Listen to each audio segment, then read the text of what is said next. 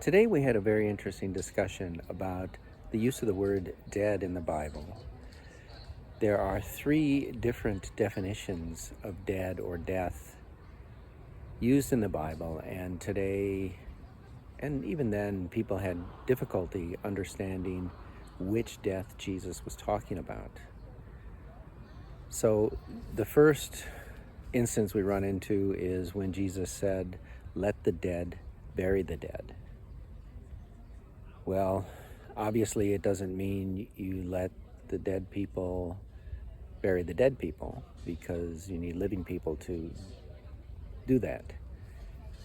What he was saying about the people who were dead are the people who were separated from God, who had no belief, who had no understanding. And let them bury the bodies of the dead people. And that gives us a hint of what dead means in a spiritual sense. It's a separation from God. It's somebody who doesn't have a belief. It's somebody who knows nothing. Because we're also told not to question the dead, because they know nothing. That's where that connection is in the Bible, is that the spiritually dead, those separated from God, have no knowledge of God. They have no knowledge of the afterlife, of what heaven is like. They have no knowledge of the angels. So don't go asking them. Don't go to a medium and speak to those who are spiritually dead. The other and third meaning of the word dead comes to us when Jesus says that he's not talking about the God of the dead. And the God of the dead is Lucifer, Satan, the devil. The God of the dead is the one who separated from God from the beginning, who led the rebellion, who was cast into hell along with 1/3 of heaven.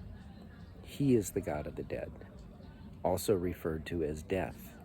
So when Jesus defeated death, he defeated Lucifer. He defeated Satan.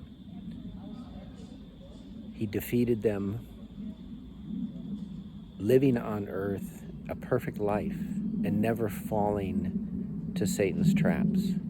And then after his physical body died, Jesus descended in spirit to have a spiritual battle with Lucifer, with Satan. And he defeated Satan in his home turf, in hell, and passed the final judgment over Satan.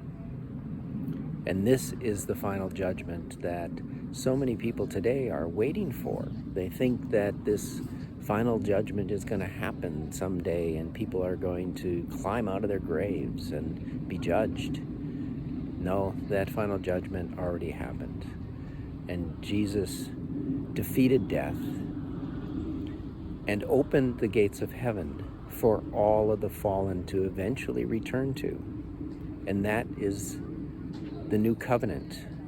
It's the good news that Jesus brought, that we all can go home one day once we fulfill his requirements, becoming perfect as God is perfect, loving our enemies, caring for the poor.